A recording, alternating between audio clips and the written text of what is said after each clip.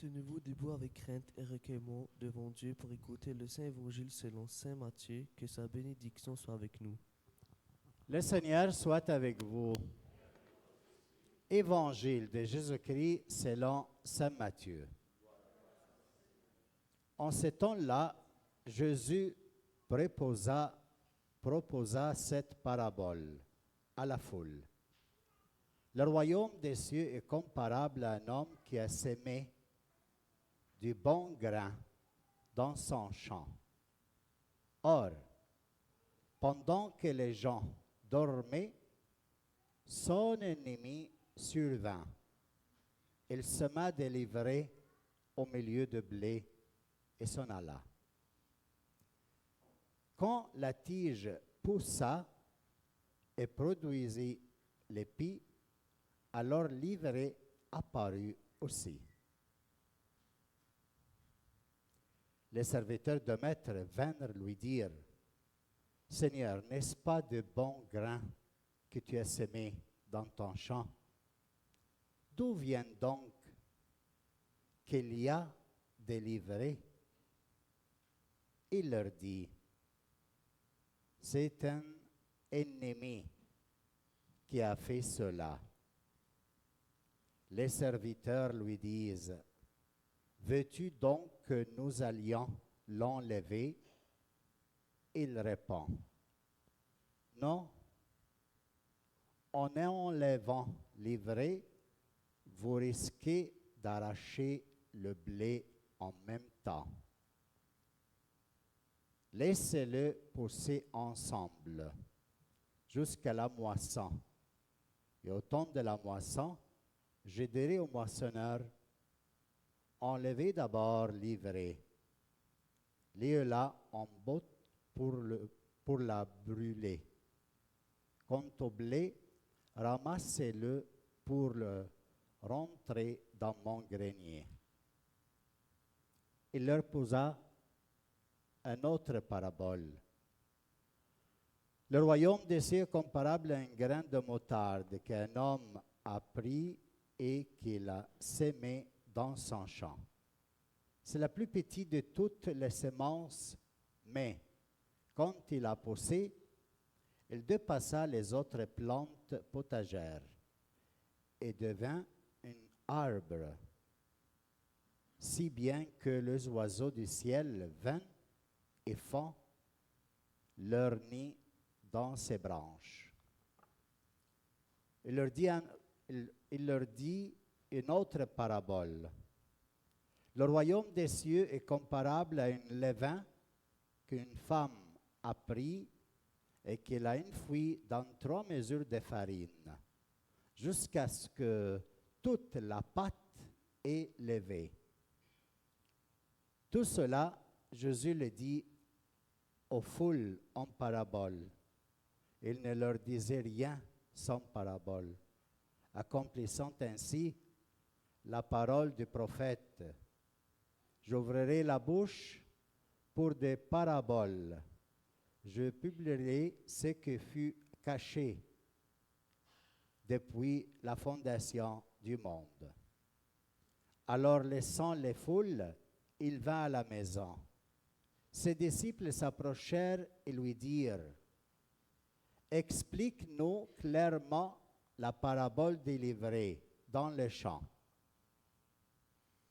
Il leur répondit: celui qui sème le bon grain, c'est le Fils de l'homme. Les champs, c'est le monde. Le bon grain, ce sont les fils du royaume. L'ivraie, ce sont les fils du mauvais. L'ennemi qui l'a sémé, c'est le diable. La moisson, c'est la fin du monde. Les moissonneurs, ce sont les anges. De même que l'on enlève l'ivraie pour le jeter au feu, ainsi en sera-t-il à la fin du monde.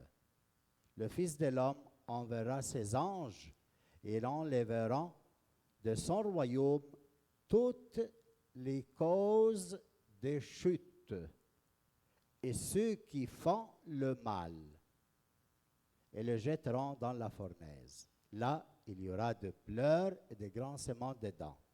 Alors les justes resplendiront comme le soleil dans le royaume de leur Père. Celui qui a des oreilles, qu'il entend. Acclamons la parole du Seigneur.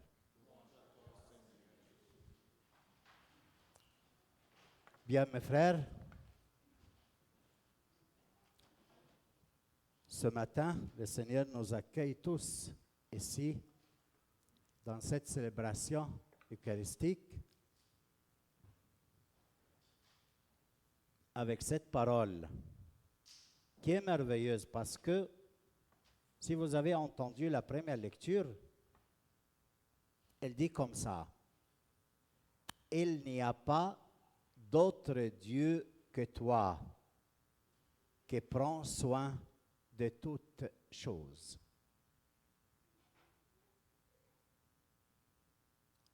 Est vrai? Est-ce que c'est vrai? Selon toi, Dieu prend soin de toutes choses dans ta vie? Nous sommes. Oui. Toi, tu dis oui. Il prend soin de toutes choses dans ta vie? Tu es d'accord? Tu es convaincu? C'est bien. Mais il y en a ceux qui croient qu'il y a un morceau dans leur vie est noir. Dieu était absent, t'endormi dans ce moment. C'est pour cela qu'il est noir et fatigant. Si j'ai le pouvoir, je pouvais l'effacer. Belastika. Parce que ce n'est pas un bon morceau dans ma vie. J'aurais souhaité qu'il ne soit pas existé. On pense comme ça. On a le droit à penser comme nous voulons. Mais notre foi, il nous dit une chose, que même dans le moment noir que tu n'acceptes pas dans ta vie, le Seigneur prend soin. Dans ce moment-là noir. Tu sais comment? Tu penses qu'il va enlever l'événement noir de ta vie. Il va enlever la souffrance, l'abus, je ne sais pas quoi que tu n'acceptes pas. Et comme ça, ta vie reste sans cet morceau. Mais ce n'est pas ça qu'il prend soin, ce n'est pas comme ça. Il prend soin, c'est-à-dire qu'il existe, ce morceau noir. Et quand même, de cet événement noir, de cette période noire, il est capable de faire sortir de la mort la vie. Mais il ne change pas l'événement. Il n'enlève pas le douleur. Et tu vas avec les événements tels qu'ils sont, avec le douleur tel qu'ils sont, mais dans cet événement de mort, le Seigneur est plus fort que la mort parce qu'il est ressuscité. Et alors de cette mort, il fait pousser une germe de vie. Comment? Si tu l'acceptes, cet événement, tel qu'il est dans ta vie. Quel est ton problème? Pourquoi le morceau noir reste toujours noir, il ne change pas? Parce qu'il n'accepte pas. Alors Dieu ne sait pas quoi faire avec. Comment il peut agir? Il ne peut pas. Il est le Tout-Puissant. Mais devant ta liberté, elle reste incapable. Parce qu'elle te respecte, elle respecte ta liberté. D'accepter cet événement noir dans ta vie, ce trou noir, cette période noire, cet événement noir, l'accepter, tu dis, Seigneur, soit faite ta volonté, je l'accepte. Et je suis sûr que tu vas faire sortir de cet événement de mort, la vie dans ma vie. Et je peux être témoin que tu étais là dans cet événement de mort. Et je peux dire que je suis d'accord avec toi et ce que tu fais pour moi est le meilleur. Imagine-toi, si tu l'acceptes. Tu ne l'acceptes pas, souffre, dépression, problème. Je ne sais pas, tu vas entrer en quoi? Tu vas vivre quoi? Fuite, fuite. Et tout ce qui te donne la force de fuir, tu vas l'utiliser. Comme ça. C'est notre nature humaine. Et après, qu'est-ce qu'il dit à la fin de la lecture? Parce que je vais aller au Évangile. Et où il est? Tu nous gouvernes avec beaucoup de ménagement, car tu ne qu'as voulu pour exercer ta puissance. Par ton exemple, tu as enseigné à ton peuple que le juste doit être humain. Et tes fils, tu as donné une belle espérance. Si on n'a pas cette espérance, mes frères, que le Seigneur intervienne dans notre vie, vraiment, on perd l'essence de notre vie. On vit comme des victimes des événements de mort. Prend la possession de notre quotidien et on voit autour de nous que la mort, que la destruction. Pendant si tu acceptes cette maladie, ce problème, cette souffrance, c'est joli ça. Si tu l'acceptes, le Seigneur est capable de faire sortir de la mort la vie. Parce que c'est ça qu'il a fait avec son fils. Qu'est-ce qu'il a fait avec son fils? Il était mort. Il l'a ressuscité. Ça, c'est notre foi. Alors, humblement, accepte ce que tu vis. Humblement. Et demande au Seigneur que soit faite sa volonté. Et là, il va être un témoin sans que tu le vouloir, sans que tu veux. Lui, il va le faire tout bien. Il va te faire un témoin de sa résurrection. Il y a une liaison entre cette parole et l'Évangile. Je ne peux pas commenter toutes les paraboles. Je vais prendre un seul, celle de la livrée. Vous savez qu'est-ce que c'est la livrée? La zizanie. On dit aussi la zizanie en français? Oui, zizanie, c'est-à-dire mauvaise chose. Hein? Mauvaise herbe. Alors il raconte une parabole pour enseigner. Qu'est-ce qu'il veut enseigner? Comment traiter les mauvais et le mal qu'il y a en nous, dans la famille et dans la société. 3 cercles. Comment on fait avec? Et pourquoi il veut l'enseigner? Parce qu'il voit qu'il y a des mondes qui sont, comment on dit, puritains. Il aime être pur, nettoyé. Par exemple, une maman à la maison, elle est en train de cuisiner. وعلى البوتاجاز il tombait une goutte de sauce rouge. ماما ميا il doit avoir حتة البتاع القماشة دي وتمسح. تشوف البنطلون بتاع الواد واقع هنا وعلى طول عايزة تشيله وتعلقه. Toujours. Il a des yeux pour ajuster. Il ne supporte jamais quelque chose ou quelques gouttes de je ne sais pas quoi qui n'est pas à sa place. Son demande puritain. Son demande qu'il aime tout propre, tout. Et la même chose sur la personne. S'il voit en toi un défaut, tu es comme ça. Non. Alors, reste à côté. Je n'aime pas me côtoyer. Il se dévise. Pourquoi? Parce qu'il ne comprend pas cette parabole. Alors, maintenant, si Dieu me donne à expliquer un peu, il nous illumine sur le sens de cette parabole, ça va nous aider beaucoup. Parce que le puritain, les hommes ou les femmes qui aiment tout propre, tout pur, veulent se justifier devant Dieu. Je fais tout bien. Alors pourquoi tu me fais ce mal? Je fais ça et ça et ça et ça. Alors pourquoi tu es en train de me traiter de cette façon? Et pourquoi cette pensée?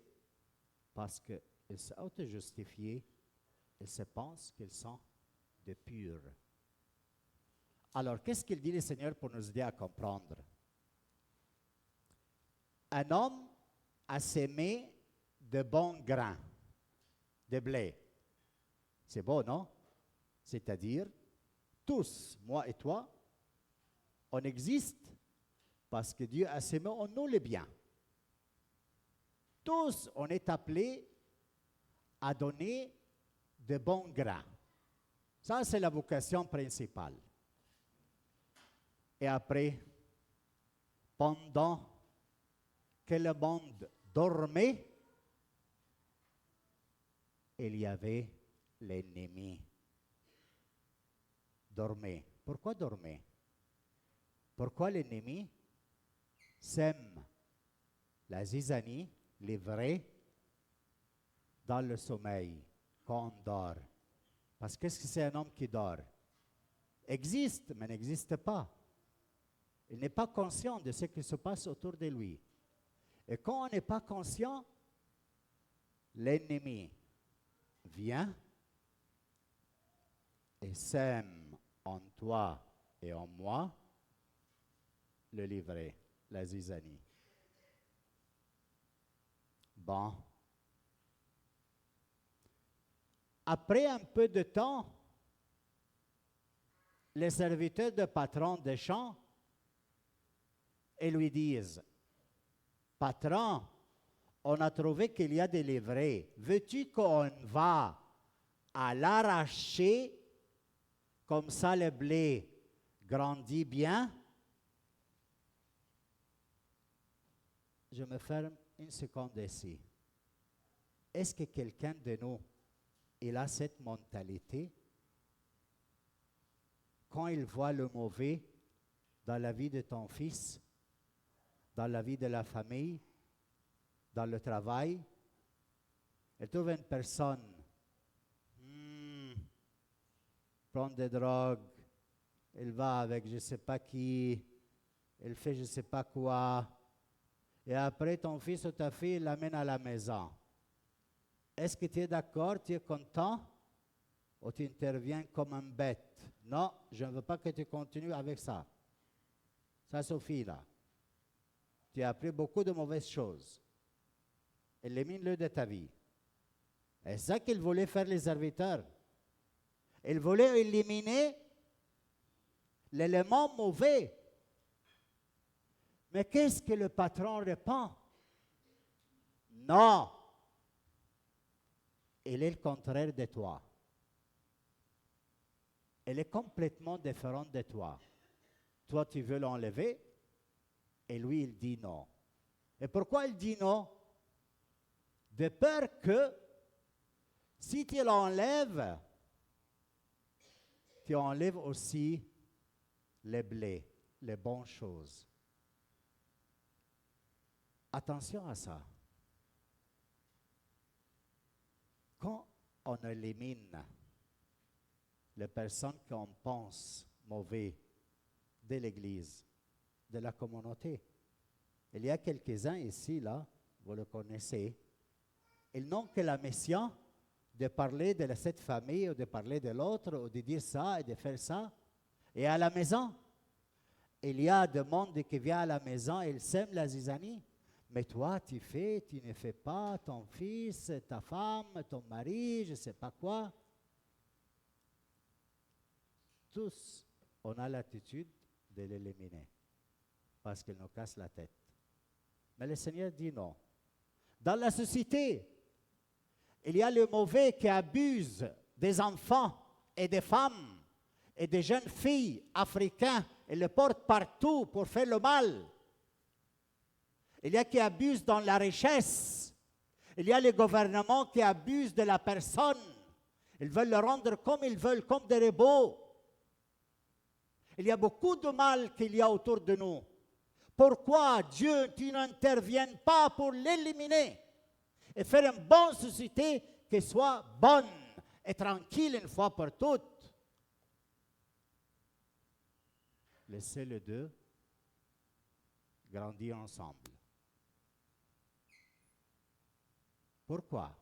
Parce qu'ils sont semblables, les vrais et les Ésaniens, et semblables ensemble.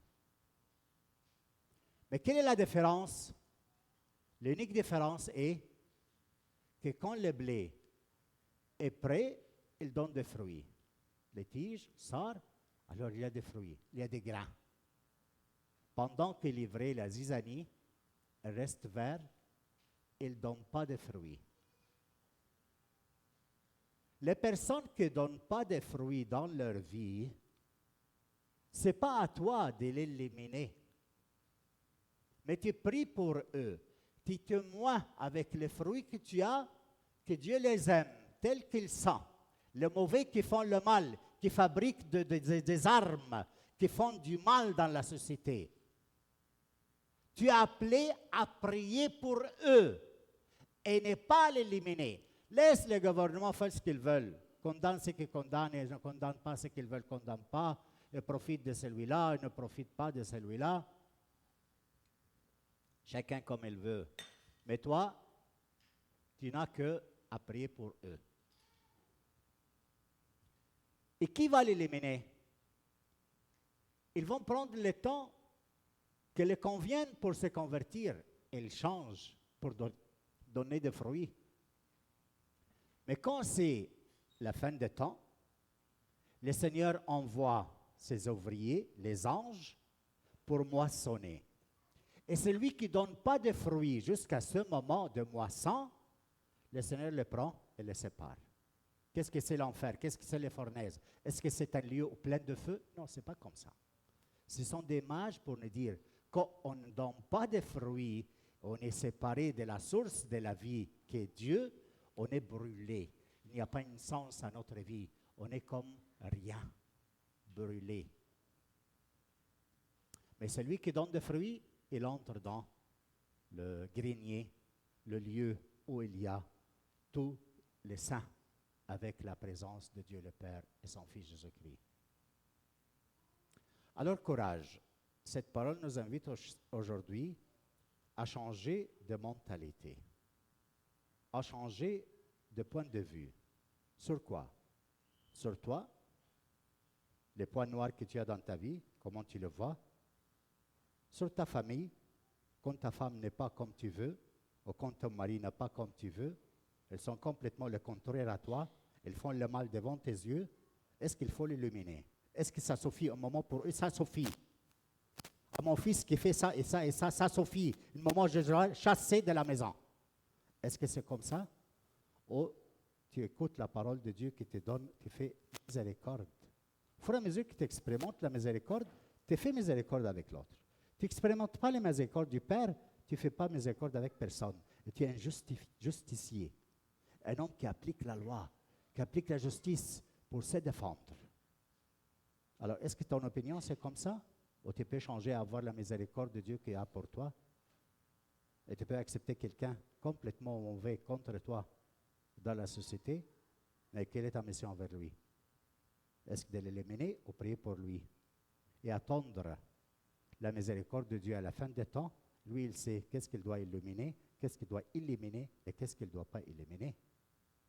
Alors, cette parole nous aide à réfléchir un peu, à voir qui nous sommes devant cette réalité, dans la société, dans ma famille et avec moi-même, dans ma vie. Amen.